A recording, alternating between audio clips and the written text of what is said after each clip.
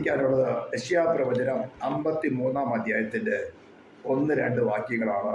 ഞാൻ പലപ്പോഴും പ്രസംഗിച്ചിട്ടുള്ളതാണ്, ക്ലാസ്സുകളിൽ എടുത്തിട്ടുള്ളതാണ്. പക്ഷേ ഇന്ന് ദൈവത്തിൻ്റെ ആത്മാവ് അതിലൂടെ എന്ത് കാര്യങ്ങൾ സംസാരിക്കാൻ ആഗ്രഹിക്കുന്നു എന്ന് തോന്നുന്നു. ദൈവത്തിൻ്റെ ആത്മാവിനോട് പറയുന്നു, ഈ ഭാഗം പ്രസംഗിക്കുക. സ്തോത്രം.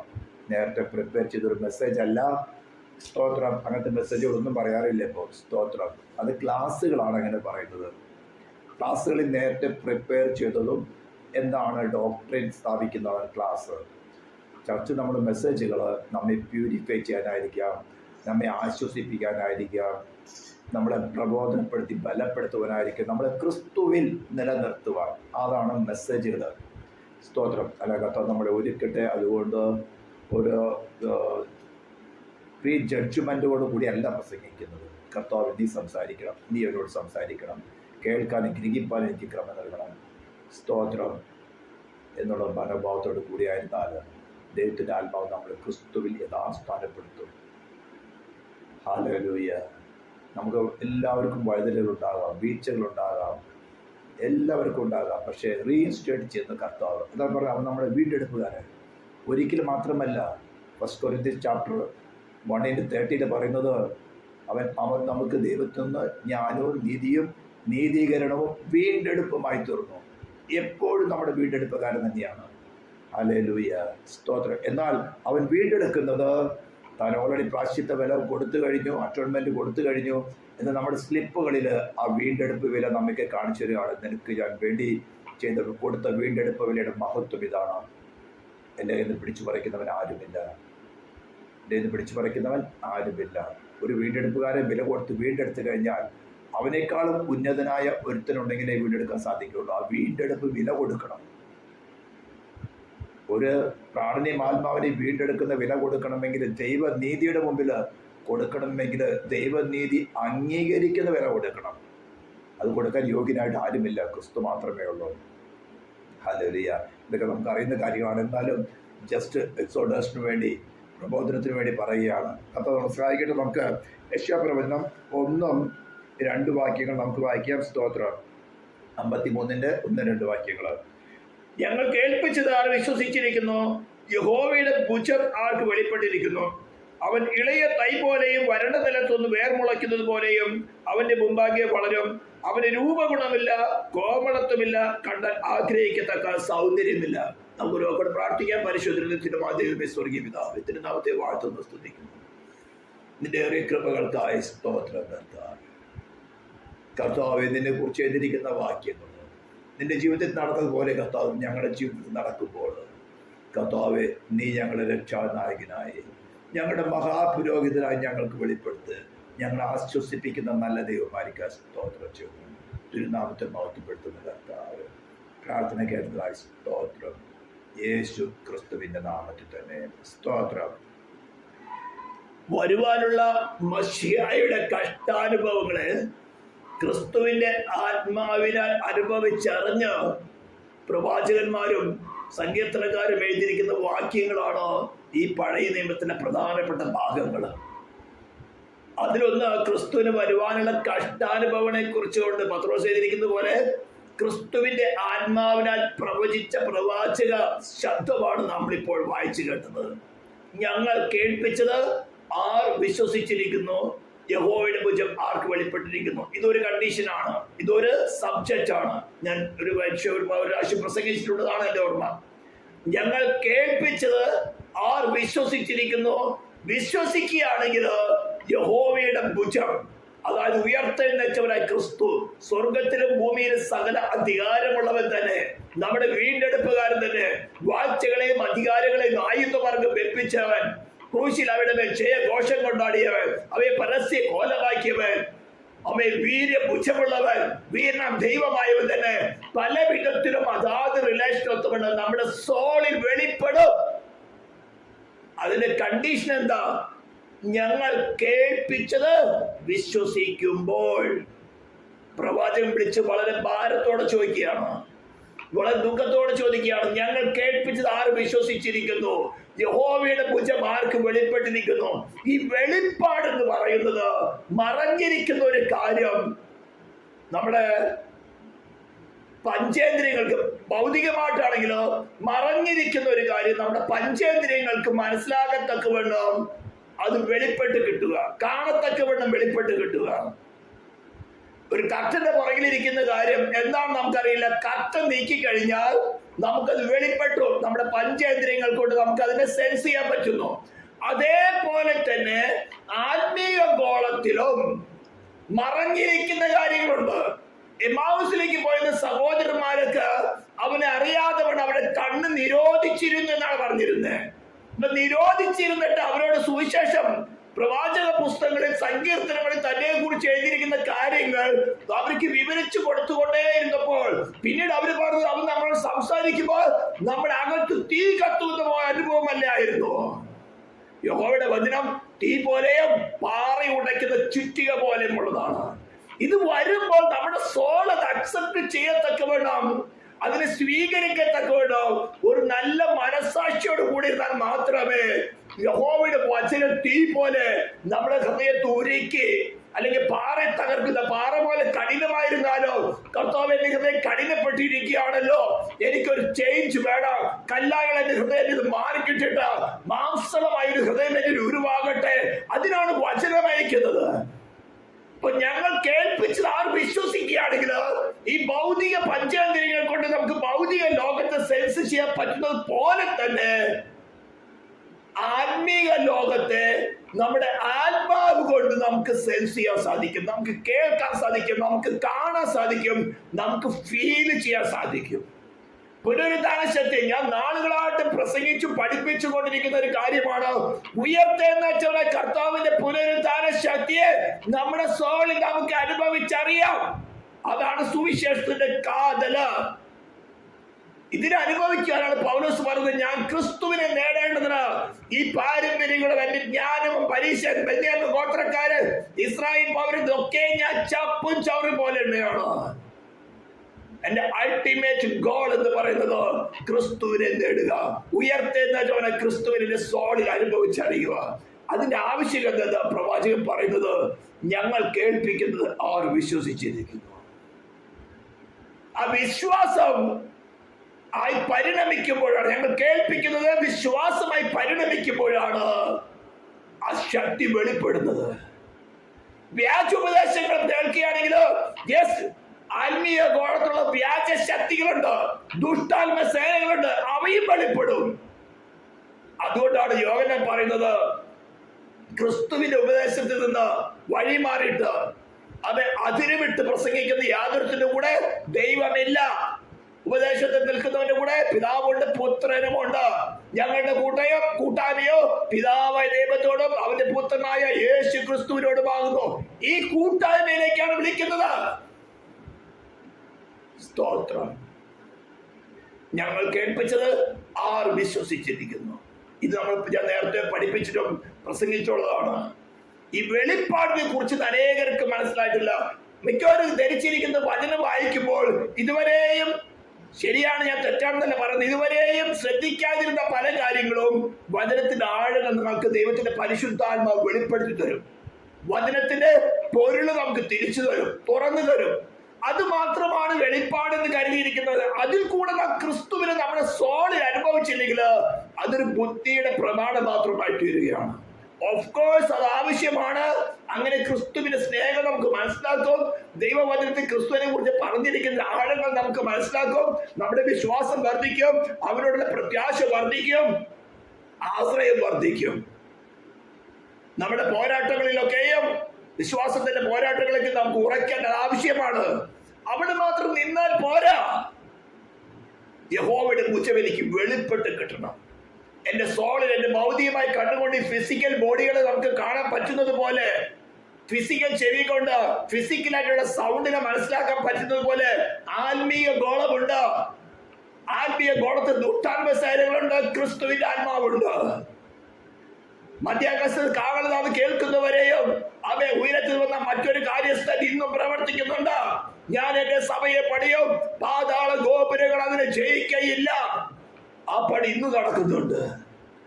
അതിന്റെ ആവശ്യമാണ് പറഞ്ഞത്. ക്രൂശിക്കപ്പെട്ടവരായി ക്രിസ്തുവിനെ പ്രസംഗിക്കുമ്പോൾ ആർ വിശ്വസിച്ചിരിക്കുന്നു? വിശ്വസിക്കുന്നവരിൽ യഹോവയുടെ ഭുജം വെളിപ്പെടും. ഉയർത്തെഴുന്നേറ്റവനെ ക്രിസ്തുവിന് വെളിപ്പെട്ട് കിട്ടും. അതാണ് നമ്മുടെ പ്രത്യാശ. അങ്ങനെയാണ് നാം ക്രിസ്തുവിൽ തികഞ്ഞവരായി തീരുന്നത്. ക്രിസ്തു എന്ന തലയോളം സകലത്തിൽ വളരുന്നത് അങ്ങനെയാണ്. ദൈവത്തിന്റെ സകല നിറവോളം നിറഞ്ഞു വരുന്നത് അങ്ങനെയാണ്. സ്തോത്രം. ഇങ്ങനെ വന്നു കഴിയുമ്പോൾ അടുത്ത അനുഭവമാണ് ആക്ച്വലി ഇത് പ്രസംഗിക്കാനുള്ളത്. രണ്ടാം വാക്യം പറഞ്ഞതാണ്, അവൻ ഇളയ തൈ പോലെയും വരണ നിലത്തുനിന്ന് വേർ മുളയ്ക്കുന്നത് പോലെയും അവന്റെ മുമ്പാകെ വളരും. ഇളയ തൈ പോലെയും വരണ്ട നിലത്തുനിന്ന് വേർ മുളയ്ക്കുക. ഇമ്പോസിബിൾ ആയിട്ടുള്ള ഒരു കാര്യമാണ് വരണ്ട നിലത്തുനിന്ന് വേർ മുളയ്ക്കുക. ഇളയ തൈ ആണെങ്കിൽ നമുക്ക് അനായാസം നുള്ളിക്കളയാം, ഒടിച്ച് കളയാം. നിങ്ങളൊരു വിത്ത് വാങ്ങിയിട്ട് അതിന്റെ മുളച്ചു വരുമ്പോൾ നിസ്സാരമായ ഒരു പ്ലാവാണെന്ന് കരുതിക്കോ. അത് മുളച്ചു വരുന്ന സമയത്താണെങ്കിൽ നിസ്സാരമായ ഒരു ഫിംഗർ കൊണ്ട് അതിനെ തട്ടിക്കളയാൻ പറ്റും. ഒരു 10 വർഷം കഴിഞ്ഞാലോ മരം അറുക്കുന്ന വാള് വേണം. സ്തോത്രം. അപ്പോൾ പറഞ്ഞിരിക്കുന്നത് ആ ഇളയ തൈ പോലെയും വരണ നിലത്തുനിന്ന് വേർ മുളയ്ക്കുന്നത് പോലെയുമാണ് ഈ യഹോവയുടെ വചനം കേട്ട് ആ യഹോവയുടെ ഭുജത്തെ വെളിപ്പെട്ട് കിട്ടുന്ന ക്രിസ്തുവിൽ ജനിച്ചു വളരുന്ന ഒരു കുഞ്ഞ്. പക്ഷെ എന്താ പറഞ്ഞിരിക്കുന്നത്? ഇളയ തൈ പോലെയും വരണ നിലത്തുനിന്ന് വേർ മുളയ്ക്കുന്നത് പോലെയും അവന്റെ മുമ്പാകെ അവൻ വളരും.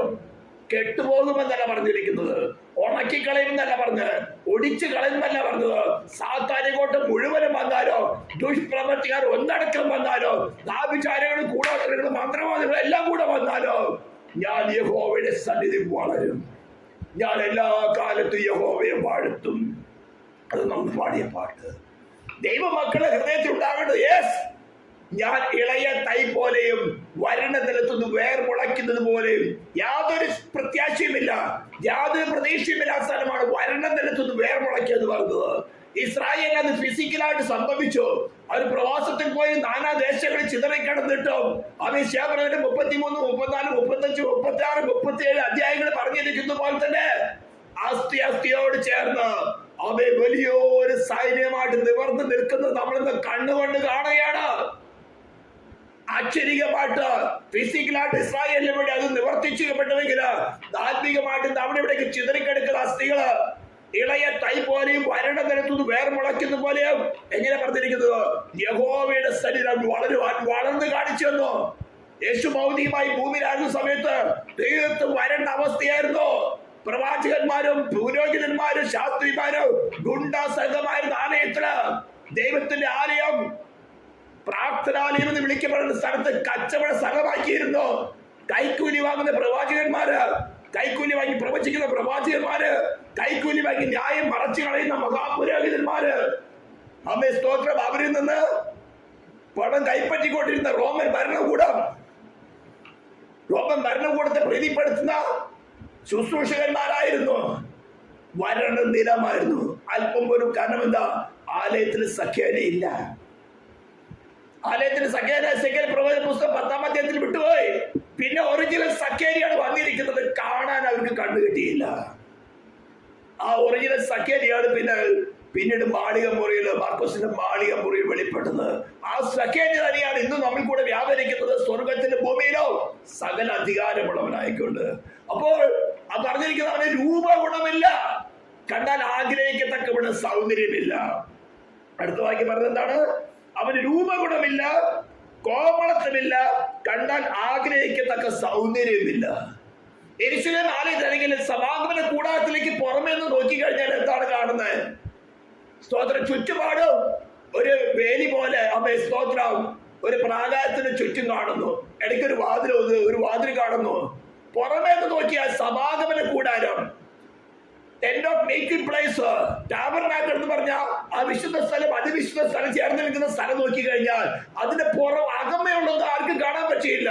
പുറമെ നോക്കിക്കഴിഞ്ഞാല് ബാഡ് സ്കിന്ന്, തകശു തോലുണ്ട്, ഒരു മൂടുവരിയാണ് പുറമേ കാണുന്നത്. മണല് കൊണ്ടുണ്ടാക്കിയ സ്ഥലത്ത് അതിവിശുദ്ധനായ ദൈവം വസിക്കുന്ന അവർക്ക് കാണില്ല. പുറമെ നോക്കിക്കഴിഞ്ഞാൽ ഈ ബാഡ് സ്കിന്ന് അല്ലെങ്കിൽ തകശു തോല് കൊണ്ടുണ്ടാക്കിയ ഒരു മൂടിവിരിയെ കാണുന്നത്. അതിന്റെ ഉള്ളിലാണ് ചുമപ്പൊരു വീട് വിരിയിക്കുന്നത്. അതിന്റെ ഉള്ളിലാണ് പഞ്ഞി നൂൽ കൊണ്ടുള്ള ഒരു മൂടി വിരിയിരിക്കുന്നത്. അതിനകത്താണ് വിശുദ്ധ സ്ഥലം, അതിവിശുദ്ധ സ്ഥലം ഇരിക്കുന്നത്. അവിടെയാണ് യഹോവ വസിക്കുന്നത്. അപ്പോൾ ഇളയ തൈ പോലെയും വരണ്ട നിലത്തുനിന്ന് വേർമുളയ്ക്കുന്നത് പോലെയുമുള്ള ഒരു ദൈവ പൈതലിനെ ലോകക്കാരായ മനുഷ്യര് പുറമെന്നോട് നോക്കുവാടാ പെന്തക്കോസ്തുകാരൻ നീയാണോ എന്ന് പറഞ്ഞ് തുച്ഛീകരിക്കും. നീ വരണ്ട നിലത്തുനിന്ന് വേർമുളയ്ക്കുന്ന സാധനം അവർ നോക്കുമ്പോ എന്താ, നിന്നെ ഞാൻ വേണമെങ്കിൽ ഒരു നുള്ളുകൊണ്ട് ഒടിച്ചു കളയാൻ സാധിക്കും. നിന്നെ വേണമെങ്കിൽ കൊണ്ടുകൊണ്ട് ജപച്ചൊടിച്ച് മന്ത്രവാദികൾ ആഭിചാരിച്ചതെ ഒടിച്ചു കളയിക്കും. പക്ഷെ ഇത് ഏതാ? കെടുന്ന ബീജമല്ല, കെടാത്തതും ജീവനുള്ള നിലനിർത്തതുമായ ദൈവ വചനത്താൽ ജനിച്ചതാണ്. ഹല്ലേലൂയ. അതിനെ കുറിച്ച് അപ്പോസ്തലൻ പറയുന്നത് എങ്ങനെയാ? സ്തോത്രം. 1 കൊരിന്ത്യൻസ് 4-ാം അധ്യായത്തിന് 9 തുടങ്ങി. 1 Corinthians chapter 4 verse 9 onwards.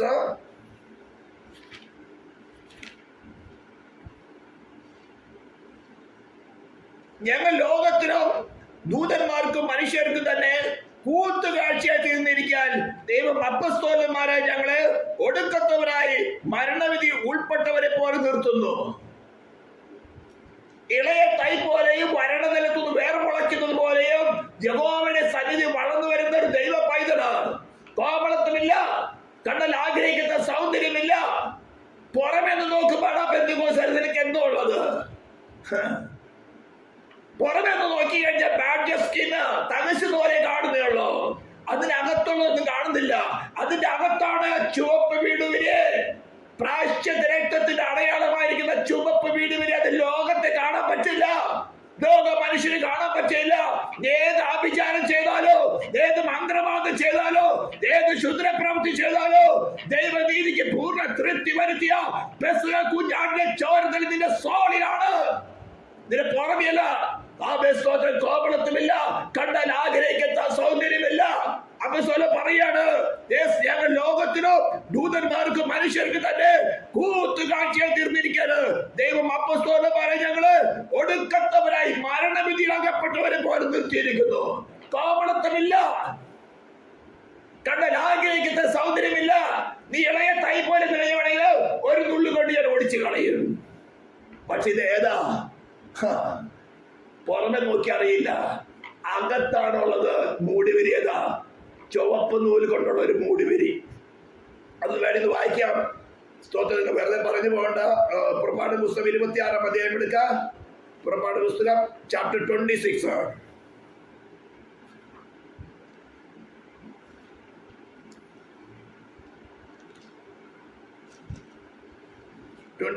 Verse 15 onwards ആണെന്ന് തോന്നുന്നത്. വായിക്കാം.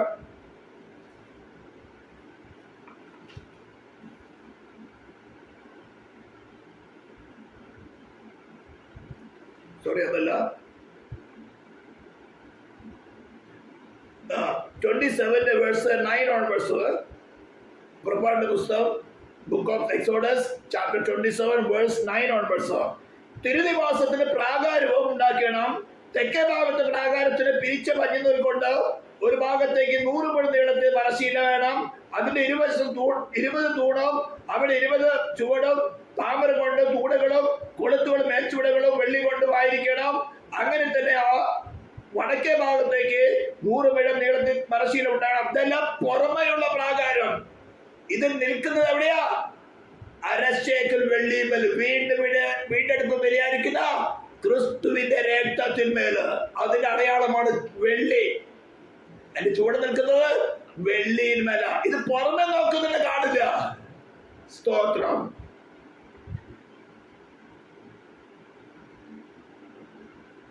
അത് കഴിഞ്ഞിട്ട്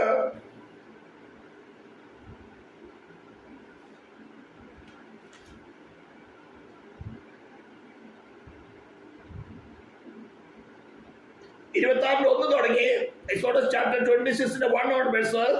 തിരുനിവാസത്തിന് പിരിച്ച പഞ്ഞിനൂൽ, നീലനൂൽ, ധൂമ്രനൂൽ, ചുവപ്പ് നൂൽ എന്നിവ കൊണ്ട് 10 മൂടുശീല ഉണ്ടാക്കണം, തീർക്കണം. നെയ്ത്തുകാരന് ചിത്രപ്പണിയ കെരൂബുകൾ ഉള്ളവയായി അവയെ ഉണ്ടാക്കണം. ഓരോ മൂടുശീലയ്ക്ക് 22 മുഴ നീളവും ഓരോ മൂടുശീലയ്ക്ക് 4 മുഴ വീതിയും. അങ്ങനെ മൂടുശീലയ്ക്കെല്ലാം ഒരേ അളവായിരിക്കണം. ഇതിന്റെ അവസാനം വരുമ്പോഴാണ് പറയുന്നത് ഏറ്റവും പുറമെ കാണുന്നത് കാണുന്നത് തകശുതോലാണ്, ബാഡ്ജർ സ്കിന്ന്. അതിന്റെ കീഴെയാണ് ചുവപ്പ് നൂല് കൊണ്ടുണ്ടാക്കിയ മൂടുവരി. അതിന്റെ കീഴെയാണ് പിരിച്ച പഞ്ഞിനൂൽ കൊണ്ടുണ്ടാക്കിയ മൂടുവരി. പുറമെ നോക്കുമ്പോൾ ഇവരെന്താ, ഇളയ തൈ പോലെയും വരണത്തിലെത്തുന്നത് വേർമുളയ്ക്കുന്നത് പോലെയും. കോമളത്വമില്ല, രൂപഗുണമില്ല, കണ്ണൻ ആഗ്രഹിക്കുന്ന സൗന്ദര്യമില്ല. നാൾത്തോറ് രോഗങ്ങളാണ്, പട്ടിണിയാണ്, അവൻ കഴുത്തിലും കാതിലും പറിച്ചിട്ട് കൊണ്ട് നടക്കുകയാണ്. പുറമേ നോക്കുമ്പോൾ എല്ലാവർക്കും ദുഷിക്കാം, എല്ലാവർക്കും പരിഹസിക്കാം. ഇളയ തൈ പോലെ നിന്നെ വേണമെങ്കിൽ ഞാൻ ഒടിച്ചു കളയാം, നിന്നെ വേണമെങ്കിൽ വെട്ടിക്കളയാം. പക്ഷെ ആരുടെ മുമ്പിലാണ് വളരുന്നത്? അവ ഇളയ തൈ പോലെയോ വരണം നിലത്തുനിന്ന് വേർമുളയ്ക്കുന്നത് പോലെയോ യഹോവയുടെ സുഭാഗ്യം വളരും. നമുക്ക് വേണ്ടി അവർ കാണിച്ചു തന്നാണ് വ്യക്തിപരമായ ജീവിതത്തില്. ഹല്ലേലൂയ. ആർക്കെങ്കിലും ഓടിക്കാൻ സാധിച്ചോ?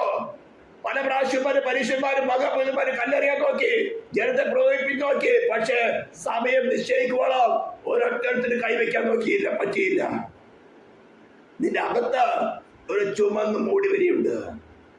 വീണ്ടെടുപ്പ് വിചാരിക്കുന്ന ക്രിസ്തുവിന്റെ രക്തം, ദൈവിക ഭരണകൂടം വിധിച്ച നിത്യമായ മരണം എന്ന ശിക്ഷാവിധിയിൽ നിന്ന് നിന്നെ വീണ്ടെടുത്ത നിയമ രക്തം. നീ അതിന്റെ ദിവസം നിൽക്കുകയാണെങ്കിൽ പുറമെ നിന്ന് കാണുന്നവർ നിന്നെ എങ്ങനെ ഒടിച്ചു കളയാം, കൊന്നു കളയാം, നഷ്ടപ്പെടുത്തി കളയുന്നത് കൊണ്ട് വിചാരിച്ചൂടെ? എത്ര ആഭിചാരം ചെയ്താലോ, എത്ര മന്ത്രവാദം ചെയ്താലോ, ദൈവനീതിക്ക് തൃപ്തി വരുത്തിയ ആ പെസകുഞ്ഞാടെ ചോരത്തളി നിന്റെ സോളിമേലുണ്ടോ, നിന്റെ ഹൃദയത്തിന്മേലുണ്ടോ? ഒരു ആഭിചാരം നിനക്ക് ഫലിക്കുകയില്ല, ഒരു ലക്ഷണം നിനക്ക് ഏൽക്കുകയില്ല. ഇതില്ലെങ്കിൽ ഏൽക്കും. ഇത് പറഞ്ഞുകൊണ്ട് നടന്നാൽ പോരാ, ആക്ച്വലായിട്ട് നിന്റെ ജീവിതം അത് ഉണ്ടായിരിക്കണം. ഇളയ തൈ പോലെയും വരണം നിർത്തുന്നു വേർമുളയ്ക്കുന്ന പോലെയും. വീണ്ടും അപ്പസ്തലൻ പറയാണ്, സ്തോത്രം, ഞങ്ങൾ ക്രിസ്തു നിമിത്തം ഭോഷന്മാർ, നിങ്ങൾ ക്രിസ്തുവിൽ വിവേകികൾ. മറ്റുള്ളവർക്ക് തോന്നുന്നവർ വെറും ഭോഷന്മാരാണെന്ന്. ഞങ്ങൾ ബലഹീനർ, നിങ്ങൾ ബലവാന്മാർ. അവർക്ക് തോന്നും നീ എന്തോ ഉള്ളേ, ഇളയ തൈ പോലെയാണ്, നീ ബലഹീനൻ, ഞങ്ങൾക്ക് ബലമുണ്ട്, ഞങ്ങൾക്ക് അതുണ്ട്. ഈ നാളുക വരെയും വിശന്നും ദാഹിച്ചു കുടുംബമില്ലാതെയും കുത്തുകൊണ്ട് സ്ഥിരവാസം കൂടാതെയും ഇരിക്കുന്നു. സ്വന്തം കയ്യിൽ വേല ചെയ്ത് അധ്വാനിക്കുന്നു, ശകാരം വേണ്ടിയിട്ട് ആശീർവദിക്കുന്നു, ഉപദ്രവം വേണ്ടിയിട്ട് സഹിക്കുന്നു, ദൂഷണം കേട്ട് നല്ല വാക്ക് പറയുന്നു. ഞങ്ങൾ ലോകത്തിന്റെ ചവറ് പോലെയും ഇന്ന് വരെ സകലത്തിന്റെ അഴുക്കായി തീർന്നിരിക്കുന്നു. ഇതാ ഇളയ തൈയുടെ സ്വഭാവം. വരുന്ന നിലത്തത് വേർമുളയ്ക്കുന്ന ഒരു സ്വഭാവം. രൂപഗുണമില്ല, കണ്ണൽ ആഗ്രഹിക്കത്തക്ക സൗന്ദര്യമില്ല. പുറമേ നിന്ന് നോക്കിക്കാണാൽ കാണുന്ന ഇതാണ് കാണുന്നത്. ഇവനാ ബന്ധുക്കോസ്താര്. എടാ, ഞങ്ങൾക്ക് കോടിക്കണക്കിന് ആൾക്കാർ ജനസംഖ്യയുണ്ട്, ഞങ്ങൾക്ക് വലിയ വലിയ മെത്രാന്മാരുണ്ട്, പുരോഹിതന്മാരുണ്ട്, ഞങ്ങൾക്ക് അതുണ്ട് ഇതുണ്ട്. നീ ഇളയത്തായ നിലവടി ഒരു നുള്ളു കൊണ്ട് ഒടിച്ചു കളയാം. ഒന്ന് ഒടിക്കാൻ നോക്ക്. പുറമെ നോക്കിയാൽ ബാഡ് സ്കിന്നെ കാണുകയുള്ളൂ, പുറമെ നിനക്ക് ഇത് കാണുകയുള്ളൂ.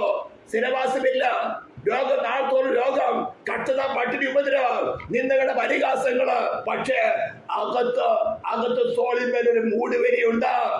കുഞ്ഞാടിന്റെ കുഞ്ഞാടിന്റെ ചോരത്തുള്ളിയുടെ മൂടുവരി. നീ ഒന്ന് ആയുധം പ്രയോഗിച്ചു നോക്ക്. അപ്പൊ അറിയാൻ നിനക്ക് നിന്റെ മൂടുവരിയുടെ വില എന്താണെന്ന്.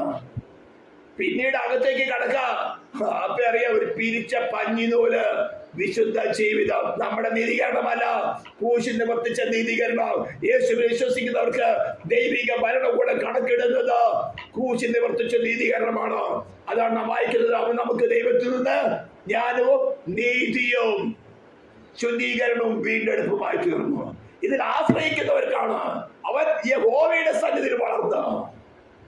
രൂപഗുണമില്ല, ആഗ്രഹിക്കത്തക്ക സൗന്ദര്യമില്ല. സ്തോത്രം. മനുഷ്യരാൽ നിന്ദിക്കപ്പെട്ട് ത്യജിക്കപ്പെട്ടും രോഗശീലിച്ചവരായിരുന്നു. ഇതൊക്കെ ഞങ്ങൾ വ്യക്തിപരമായ ജീവിതത്തെ അനുഭവിച്ചിട്ടാണ് പറയുന്നത്. മനുഷ്യ പ്രശംസയല്ല കിട്ടുന്നത്. ഹല്ലേലൂയ. മനുഷ്യൻ നിന്ദിക്കപ്പെട്ടും ത്യജിക്കപ്പെട്ടും പുറമെയുള്ളവരെ നീയാണ് ബന്ധുക്കോസുകാര്, നിന്നെ ഞങ്ങൾ ഓടിച്ചു കളയാൻ നോക്ക്. ഹല്ലേലൂയ. അവിടെയാണ് വീണ്ടെടുപ്പ്. നിന്നെ നിർത്തിയിരിക്കുന്ന നിന്റെ കഴിവിലല്ല, വീണ്ടെടുത്ത അരശേക്കൽ വെളിയില് അതിൽ ഉറച്ചു നിൽക്കുക. വീണ്ടെടുത്ത അരശേക്കൽ വെളിയില്. നിന്നെ പുറമെ നോക്കിയാൽ ബാഡ്ജസ്കിനായിരിക്കും, തലശുതോലായിരിക്കും. പക്ഷെ അതിന്റെ അകത്തുള്ളത് ചുവപ്പ് വിരിയാണ്. ഹല്ലേലൂയ. ചുവപ്പ് നൂൽ കൊണ്ടുണ്ടാക്കിയ പിടി. അതിന്റെ അകത്തുള്ളത് കാൽവരി ക്രൂശ് നിനക്ക് വേണ്ടി കണക്കിട്ട നീതീകരണമാണ്. പിരിച്ച പഞ്ഞി നൂൽ കൊണ്ടുള്ള മൂടിവരി. ഹല്ലേലൂയ. അത് അപ്പോസ്തലൻ പൗലോസ് പറയുന്നത്. ഹല്ലേലൂയ. പുറമെ ഞങ്ങൾ നോക്കിയാച്ചാല് ലോകത്തിൽ മനുഷ്യർക്ക് കൂത്തുകാഴ്ച പരസ്യ കോലമാക്കി. ഹല്ലേലൂയ. പണ്ട് രാജാക്കന്മാർ പൗലോസ് എഴുതുന്ന കാലത്ത് പണ്ട് രാജാക്കന്മാരൊക്കെ യുദ്ധം ജയിച്ചു വരുമ്പോൾ ഏത് രാജ്യത്തെ ജയിച്ചോ അവിടുത്തെ രാജാവിനെയും അവിടുത്തെ സേനാധികാരിയൊക്കെ പിടിച്ചുകൊണ്ടുവരും.